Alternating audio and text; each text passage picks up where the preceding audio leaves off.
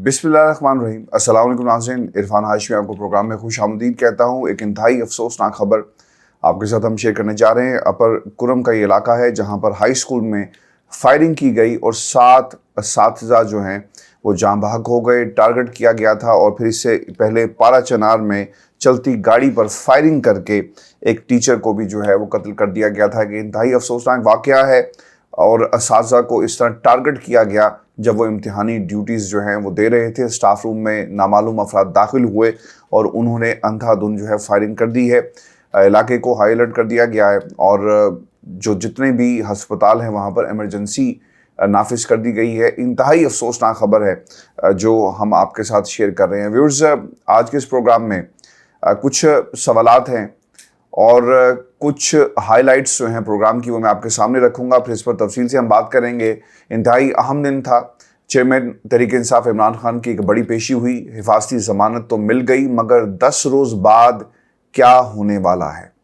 सहाफ़ियों से बातचीत में इमरान खान ने जनरल बाजवा और काजी फैज़ ईसा के बारे में क्या नई बात की, इसकी कहानी भी आपके सामने रखेंगे। और फिर इमरान ये कहते हैं कि मुझे नवाज शरीफ के बारे में गलत बताया गया, वो गलत क्या था और दबाव के बावजूद चीफ जस्टिस बंदयाल अभी तक अपने जो मौक़िफ़ है उस पर कायम है। पार्लियामेंट की कौन सी कानून साजी ता हुक्म सानी रोक दी गई, ये भी मैं आपको बताऊंगा। लेकिन सबसे पहले इमरान खान की 9 केसेस में समाअत की रुदाद आपके सामने रख देते हैं। चेयरमैन तहरीक इंसाफ इमरान खान को इस्लामाबाद हाई कोर्ट में मुकदमात में ज़मानती रिलीफ जो है वो मिल गया है। चेयरमैन इमरान खान को आज ज़ख्मी हालत में इस्लामाबाद हाई कोर्ट की तवील पेशी में शिरकत करना पड़ी। इससे पहले जो विजुअल्स लाहौर से आ रहे थे उनके मुताबिक फ्रैक्चर उनकी टांग दोबारा हुई है और डॉक्टर्स के बोर्ड ने उन्हें मुकम्मल आराम का कहा है। 70 ईयर्स ऑफ एज। ये भी कहा गया अदालत के अंदर कि ज़ख्म भरने में थोड़ा वक्त लगता है। बाज़ लोगों ने इसके ऊपर मजाक भी उड़ाया, लेकिन स्वेलिंग मौजूद है। जो मीडिया के साथ विजुअल शेयर किए गए उनके मुताबिक खान साहब की जो हड्डी है वो दोबारा फ्रैक्चर हो गई है। 9 मुकदमात का सामना खान साहब को है और इमरान खान ने अपने हवाले से अदालत को हक़ाइक़ और ख़तरात से आगाह भी किया। आज की समाअत के अंदर इमरान खान ज़मान पाक से निकले, एक जमे गफ़ीर उनके साथ गया, व्हील चेयर पर वो मौजूद थे, गाड़ी में उन्हें बिठाया गया और फिर खान साहब की जो गाड़ी थी वो कमराए अदालत यानी अहाता अदालत में दाखिल नहीं होने दिया गया। वो व्हील चेयर पर बैठ कर कमरा अदालत तक पहुँचे। आपको बताएं कि इस्लामाबाद हाई कोर्ट ने इमरान खान की 2 मुकदमात में ज़मानत मंजूर की और 7 मुकदमात में ज़मानतों में तौसीह कर दी है। चीफ जस्टिस उमर फारूक साहब हैं, ये वही चीफ जस्टिस हैं जिन्होंने मरीम नवाज़ को रिलीफ दिया।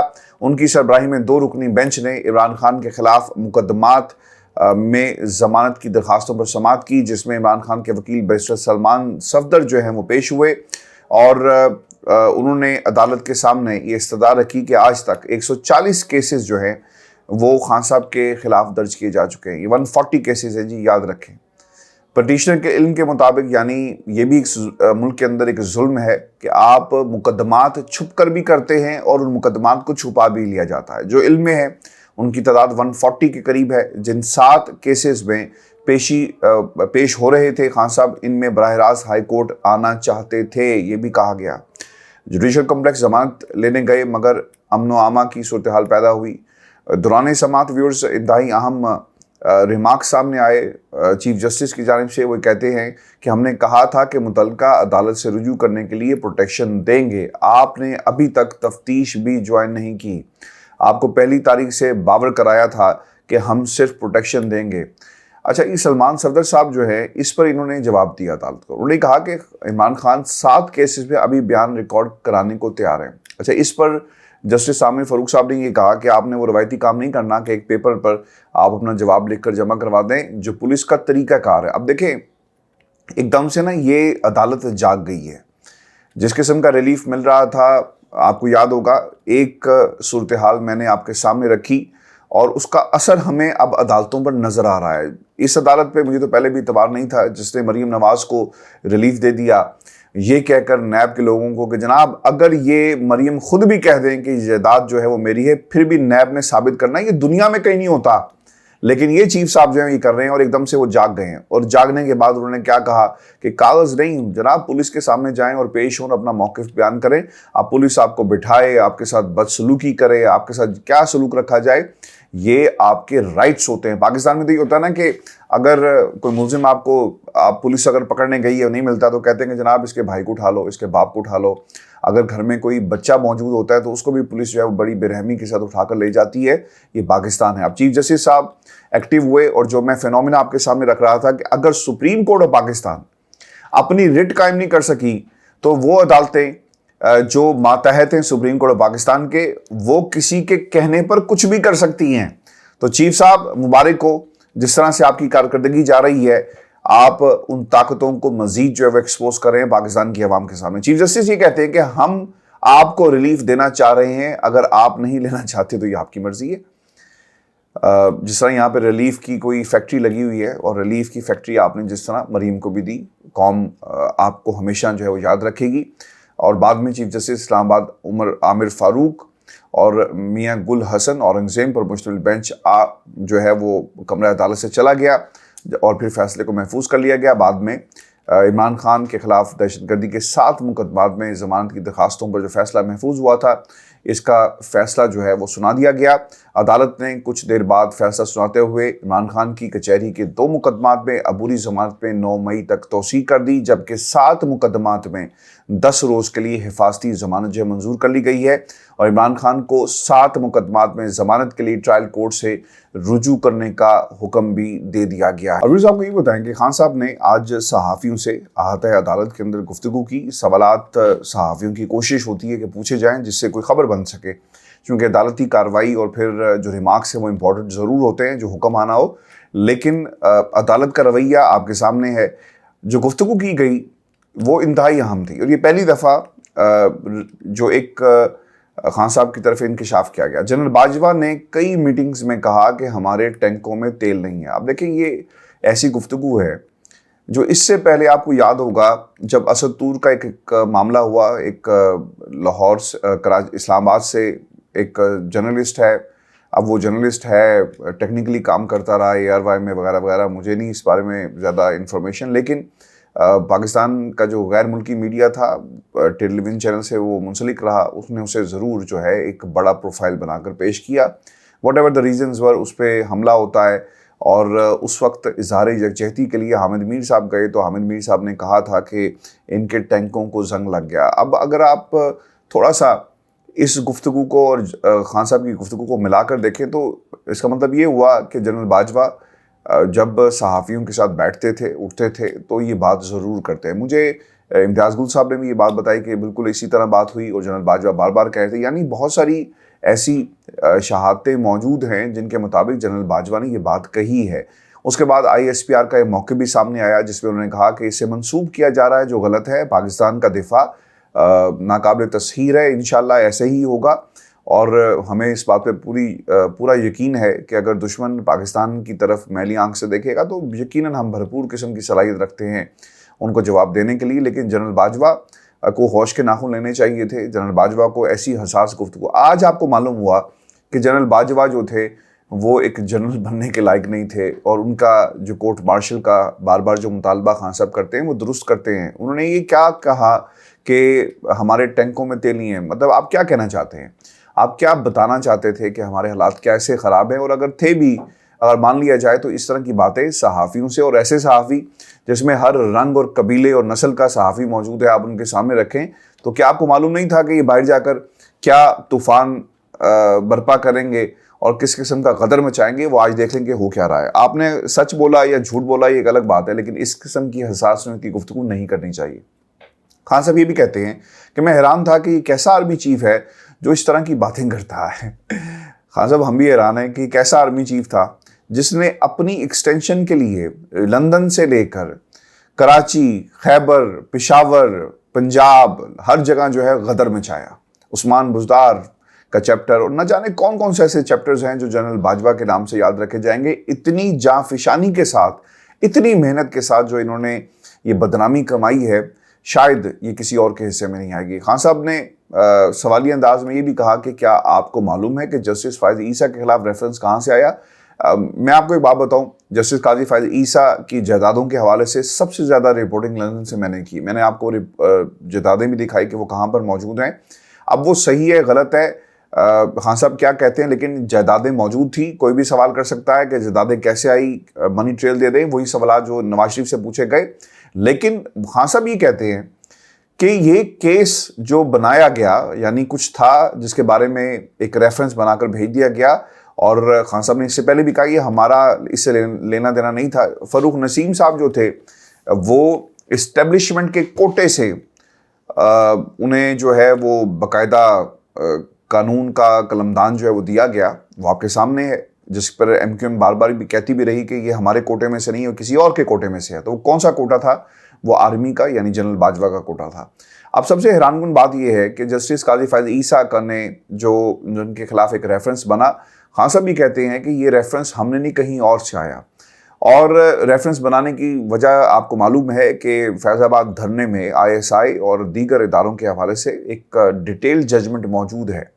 جسٹس قاضی فائز عیسیٰ صاحب جو تھے انہوں نے ضرور ایک بات کہی متعدد دفعہ کہ پورے ملک کو ایک فوجی چھاونی جو ہے بنا دیا گیا, چونکہ جب وہ اسلام آباد میں نکلتے تو یہ بات ضرور کرتے. ان کا فوج کے حوالے سے, اداروں کے حوالے سے اپنا موقف ہے یقیناً جو قبول نہیں تھا, جس کے بعد یہ ریفرنس جو بنتا ہے. صحافی نے پھر خان صاحب سے یہ بھی پوچھا ہے کہ خان صاحب یہ پھر کہاں سے آیا تھا. خان صاحب یہ کہتے ہیں کہ ریفرنس جنرل فیض حمید سے بھی اوپر سے آیا. ہمیں بتایا جاتا تھا کہ قانون سب کے لیے برابر ہے, قاضی فائز عیسیٰ سے بھی جواب لینا ہے.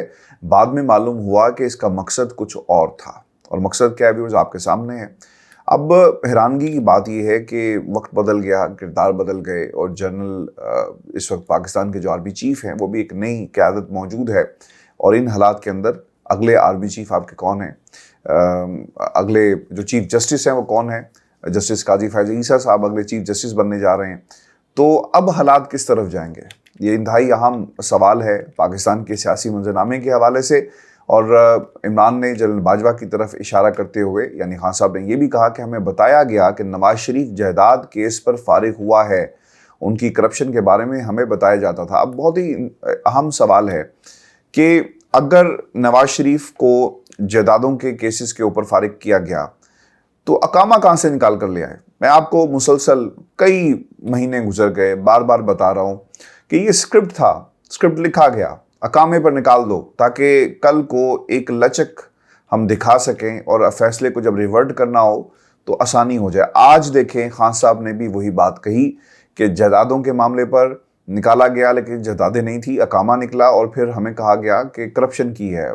کرپشن کا کیا بنا؟ اور یہ جو نواز شریف صاحب کے کیسز ہیں, ایک بڑی محنت کے ساتھ یہ نواز شریف جو ہے نا اسے تیار کیا گیا. جن کے پاس پاور ہے, جن کے پاس طاقت ہے, وہ پھر یہی کرتے ہیں. جب ان کی بنتی نہیں ہے ان کی حکومت کو گرا دیا جاتا ہے. اور نواز شریف صاحب کی حکومتیں جس طرح جو کرپشن کے کیسز دبا دیے گئے, جتنا ریویل کرنا تھا ریویل کروا دیے گئے. خان صاحب اسی طرف جو ہے وہ اشارہ کر رہے ہیں, یعنی فیصلے سپریم کورٹ آف پاکستان کی طرف سے آئے. جن ججز نے نواز شریف کے خلاف فیصلے دیے ان سے یہ پوچھا جائے کہ بھائی صاحب آپ نے اقامہ ہی کیوں نکالا, آپ پاناما کے معاملے پر, جائیدادوں کی منی ٹریل کے معاملے پر نواز شریف کو سزا کیوں نہیں دیتے؟ خان صاحب یہ بھی کہتے ہیں کہ اب تو میرے خلاف کیسز کی سینچری ہونے والی ہے. کرکٹ میں تو زیادہ سے زیادہ میرا 170 رنز کا ریکارڈ تھا, لیکن یہاں ڈبل سینچری بن جائے گی. خان صاحب جب باہر نکلے پیشی سے پہلے انہوں نے ایک ویڈیو پیغام بھی جاری کیا ہے. خان صاحب یہ کہتے ہیں کہ عدالتوں کا احترام کرتے ہیں, پاؤں میں سویلنگ کے باوجود پیش ہوں گے, ان کی طرح نہیں جن کی مرضی کا فیصلہ نہ آئے تو ججز کے خلاف پروپیگنڈا کراتے ہیں. 3 روز پہلے لاہور ہائی کورٹ میں کہا ہے کہ مجھے قتل کرنے کی کوشش کی گئی ہے, ایک بار وزیر آباد میں اور دوسری بار 18 مارچ کو جوڈیشل کمپلیکس میں قتل کرنے کی کوشش کی گئی. تمام پاکستانی ہفتے کے روز جو ہیں چیف جسٹس کے ساتھ اظہار یکجہتی کے لیے باہر نکلے, اور پھر 90 روز کے اندر انتخابات کی بات بھی خان صاحب نے کی ہے, اور یہ لوگ الیکشن سے بھاگ رہے ہیں. میرے نا کچھ سوالات ہیں خان صاحب سے بھی اور چیف جسٹس صاحب سے بھی. ایسا نہ ہو خان صاحب کہ ہم چیف جسٹس کی عزت میں اور اس کی شان میں ریلیاں نکالتے رہ جائیں, پاکستان کی عوام اظہار یکجہتی کرتے رہ جائیں اور یہ اندر لے کھاتے کو ڈیل کر لیں. کیونکہ آپ کو یاد رکھنا چاہیے کہ سیسیلین مافیا اقتدار کو طول دینے کے لیے اور خان صاحب کو اقتدار سے دور رکھنے کے لیے یہ سب کچھ اس وقت پاکستان میں ہو رہا ہے. کبھی الیکشن کی تاریخیں، مذاکرات، اور یہ کھیل کس نے شروع کیا؟ چیف جسٹس آف پاکستان نے شروع کیا۔ اور اب یہ جو 10 روز کی حفاظتی ضمانت ہے نا، آپ کو نکالنا ان کیسز سے شاید پاکستان کی عدالتوں میں کئی ہفتے نہیں، کئی 100 ہفتے لگ جائیں گے، آپ کو چکر لگائے جائیں گے۔ اور یہ چیف جسٹس صاحب کہاں پر موجود ہیں؟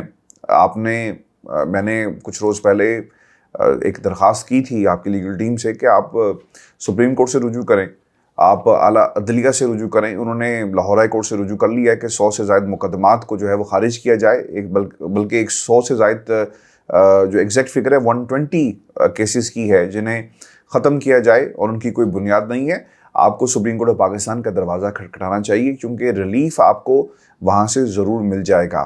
اچھا، اب اس میں ایک انتہائی اہم نقطہ جو سوال ہے کہ عمران خان نے چیف جسٹس اور سپریم کورٹ سے اظہار یکجہتی کے لیے ملک بھر میں اپنی کارکنوں کو ہفتے کی شام سڑکوں پر نکلنے کا کہہ دیا ہے۔ اب سوال وہی ہے کہ اندرلے کھاتے ہو کیا رہا ہے؟ کیا چیف جسٹس جو ہیں وہ طاقتوں سے مل کر یہ گیم کھیل رہے ہیں؟ میرے پاس تو سر یہی خبر ہے، میں تو آپ کو بار بار یہی کہہ رہا ہوں، کیونکہ دیکھیں ہو کیا رہا ہے کہ ایک کیس ہے 90 روز کے انتخابات میں، آج بھی ہیئرنگ نہیں ہوئی۔ اب کہا جا رہا ہے کہ شام ہوئی ہے تو مجھے بتایا گیا میری ٹیم نے کہ جناب خبر گر گئی ہے، اور اس میں کہا جا رہا ہے کہ کل سماعت اس کی کروائی جائے گی۔ اب کل سماعت ہو یا آج ہو، توہین عدالت کی کارروائی پہلے دن ہونی چاہیے تھی۔ یہ مذاکرات کا کھیل جو ہے چیف جسٹس کر رہے ہیں، اور ایکٹنگ کا کوئی ایوارڈ اگر دیا جائے گا عدلیہ میں تو وہ چیف جسٹس عمر عطا بندیال صاحب کو ملے گا۔ ویورز، آپ کو بتاتے چلیں کہ چیف جسٹس کا پارلیمنٹ کی قانون سازی کے بارے میں سخت موقف اور سخت احکامات سامنے آئے، کیونکہ وہاں پر ان کے اپنی جو پاورز ہیں وہ کرٹیل ہوتی ہوئی ہمیں نظر آ رہی ہیں۔ سپریم کورٹ نے پریکٹس اینڈ پروسیجر ایکٹ کے خلاف آئینی درخواستوں پر سماعت کا تحریری حکم نامہ جو ہے وہ جاری کر دیا ہے۔ چیف جسٹس کی سربراہی میں 8 رکنی بینچ نے 2 مئی کو کیس پر سماعت کی تھی، جس کا تحریری حکم نامہ یہ جاری کیا گیا ہے۔ عدالتی حکم میں کہا گیا کہ ایکٹ بننے کے بعد داخل نئی آئین درخواستوں پر بھی نوٹس جاری کیا جا سکتا ہے۔ درخواستوں میں اہم آئینی نکات اٹھائے گئے۔ عدالت نے اٹارنی جنرل کو بل سے متعلق قومی اسمبلی کا ریکارڈ پیش کرنے کی ہدایت کی ہے، جبکہ پارلیمنٹ کے مشترکہ اجلاس اور قائمہ کمیٹیوں کا ریکارڈ دینے کی بھی ہدایت کی۔ عدالتی حکم کے مطابق Supreme Court practice and procedure پر تا حکم ثانی حکم امتناع برقرار رہے گا، یہ بھی لکھا گیا۔ اور سپریم کورٹ کے حکم نامے میں 8 رکنی بینچ پر پاکستان بار کونسل کے اعتراض کا تذکرہ نہیں کیا گیا، جبکہ عدالت نے فریقین کو 8 مئی تک جامع جواب داخل کرنے کی ہدایت کی ہے۔ چلیں لگ پتہ جائے گا کہ کون جیتتا ہے، آئین جیتے گا، قانون جیتے گا، یا سسیلین مافیا جیتے گا۔ لیکن ویورز، آپ کو بتا دیں کہ لندن میں 6 روز پہلے ہی جو ہمارے وزیر اعظم صاحب ہیں وہ پہنچ گئے ہیں، اور ملاقاتوں کا سلسلہ شروع ہو چکا ہے، اور جائزہ لیا جا رہا ہے کہ مذاکرات کا کھیل، 14 مئی کو انتخابات کا کھیل، اور پھر اگلے جو نواز شریف صاحب ہیں انہیں اگلے مورچوں تک ہم نے کیسے پہنچانا ہے، یعنی جہاں سے وہ بیٹھ کر پاکستان کی عدالتوں اور پاکستان کے اسٹیبلشمنٹ کے ان کرداروں پر حملہ کریں جن کے بارے میں مریم نواز بار بار کہتی ہیں کہ آج بھی فیض حمید اور جنرل باجوہ کی باقیات موجود ہیں اور انہیں ختم کرنا ہے۔ یہ ایک بہت بڑا سوال ہے پاکستان کی اسٹیبلشمنٹ کے لیے کہ اسے کس طرح ختم کیا جائے گا، اور کیا اس پر کوئی ایکشن لیں گے یا نہیں لیں گے۔ ویورز، یہ شو تھا ہمارا آج کا، اپنے کمنٹس بھیجیے گا، چینل کو ضرور سبسکرائب کریں۔ اجازت دیجیے، اللہ نے کے بعد۔